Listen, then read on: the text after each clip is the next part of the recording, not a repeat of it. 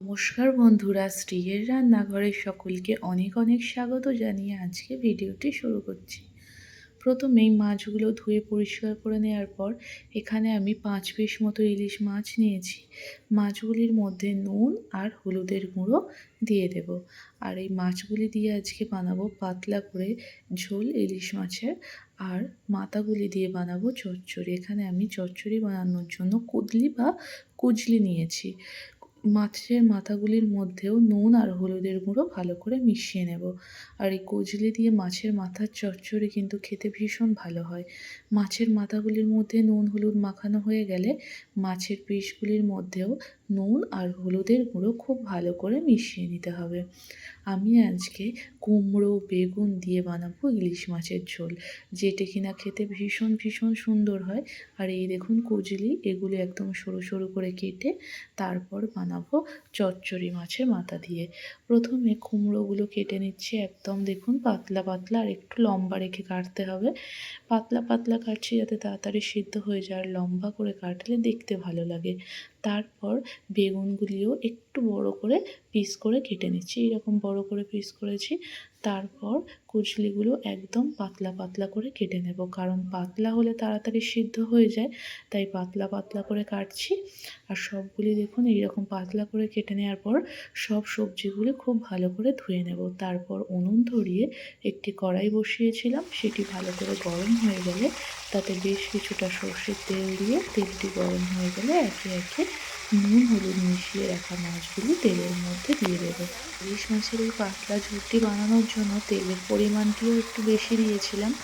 আর সবগুলি মাছই একসাথে ভেজে নেব। আর মাছগুলি একদম লাল করে ভাজবো না, একটু হালকা লাল হলেই এই রকমভাবে তুলে নেব। আর মাছগুলি থেকেও তেল বেরিয়েছিল, মাছের কিন্তু ভীষণ ভালো ছিল। তারপর মাছগুলি ভাজা হয়ে গেলে মাছগুলি তুলে নেব। ওই তেলের মধ্যেই খুব সামান্য কালো জিরে আর দুটো শুকনো লঙ্কা দিয়েছি। তারপর কেটে রাখা কুমড়োগুলি তেলের মধ্যে দিয়ে দেব। তেলের মধ্যে কুমড়োগুলো দিয়ে দেওয়ার পর একটু নাড়াচাড়া করে নেব। তারপর বেগুনগুলি দিয়ে দেব। দিয়ে তেলের ওপর সবজিগুলো একটু হালকা করে ভেজে নেব, তাতে কিন্তু টেস্টটা ভালো হবে। তাই তেলের ওপর সবজিগুলি ভেজে নিচ্ছি। আর এখানে তেলের পরিমাণটা একটু কম বেশি লাগছিল, তাই একটু তেল তুলে নিয়েছিলাম। তারপর পরিমাণ মতো নুন, সামান্য হলুদের গুঁড়ো আর খুব সামান্য ঝালের গুঁড়ো দিয়ে আবারও সবজিগুলি একটু ভেজে নিচ্ছি। তারপরে জল দিয়ে দেব। এখানে যেহেতু আমি আগেই বলেছি একটু পাতলা ঝোল বানাবো, তাই জলের পরিমাণটা একটু বেশিই দিয়েছি। তারপর ভেজে রাখা মাছগুলি জলের মধ্যে দিয়ে দেব, দিয়ে ওই 10 মিনিট মতোই ঢাকা দেব। আর এইবার উনুনের ছোটো দিকে মাছটি দিয়ে দেব, তার মানে যাতে কম আঁচে ধীরে ধীরে মাছটি হয়। আর এই দিকে অন্য একটি কড়াই গরম করে তাতে সর্ষের তেল দিয়ে মাছের মাথাগুলি ভেজে নেব। মাছের মাথাগুলিও ভাজা হয়ে গেছে, এবার তুলে নেব। মাছের মাথাগুলি খুব ভালো করেই ভেজে নিয়েছিলাম। তারপর তাতে দিয়ে দিচ্ছি তেলের মধ্যে কালো জিরে আর দুটো শুকনো লঙ্কা মাঝখান থেকে কেটে দিয়ে দেব। কয়েক সেকেন্ড একটু তেলের উপর নাড়াচাড়া করার পর কুচলিগুলি দিয়ে দেব।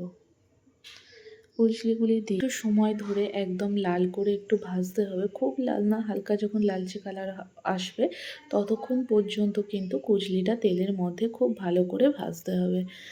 এই দেখুন একটু হালকা যখন লালচে কালার এসছে তখন তার মধ্যে দিয়ে দিচ্ছি হাফ চামচ পরিমাণ নুন আর খুব সামান্য পরিমাণে হলুদের গুঁড়ো আর ঝালের গুঁড়ো দিয়ে আবারও খুব ভালো করে একটু কড়াইয়ের মধ্যে নাড়াচাড়া করে নিচ্ছি। দেখুন অনেকটাই ভাজা ভাজা হয়ে গেছে। এই সময় মাছের মাথাগুলি দিয়ে দেব। আপনারা চাইলে এর মধ্যে একটু পাতলা পাতলা করে আলুও ব্যবহার করতে পারেন, তাতেও কিন্তু খেতে ভীষণ ভালো হয়। তারপর আবারও মাথাটি দিয়ে কুচুলির সাথে খুব ভালো করে মিশিয়ে নিয়েছি। তারপর পরিমাণ মতো জল দিয়ে দেব। জল দিয়ে জলটি ফুটতে শুরু করলে ঢাকা দিয়ে দেব। আর এই দিকে দেখব মাছটি কত দূর হলো। দেখুন ঝোলটা একটু বেশিই লাগছে, কিন্তু কুমড়ো বেগুন সিদ্ধ হয়ে গেছে, তাই আরও 5 মিনিট মতো ফুটিয়ে তারপর নামাবো। আর এই দিকে কচুরিটা ঢাকা দিয়ে দিচ্ছি। 10-15 মিনিট মতোই রেখেছিলাম, উনুনের আঁচটি যেহেতু একদম কমানো ছিল। দেখুন কচলিগুলো ভালো করে সিদ্ধ হয়ে গেছে, আর এই সময় মাছের মাথাগুলো একটু ভেঙে দিচ্ছি। তারপর জলটা শুকিয়ে নেব। শুকিয়ে নিলেই তৈরি হয়ে যাবে কচলি দিয়ে ইলিশ মাছের চচ্চড়ি। দেখুন জলটা শুকিয়ে গেছে, তেল ছাড়ছে, এইরকমভাবে নামিয়ে নেব। আর তৈরি হয়ে গেল ইলিশ মাছের ঝোল আর চচ্চড়ি, যেটি কিনা খেতে ভীষণ ভালো হয়। আপনারা অবশ্যই এইভাবে একবার বাড়িতে বানিয়ে দেখবেন আর কমেন্ট করে জানাবেন কেমন হয়েছে।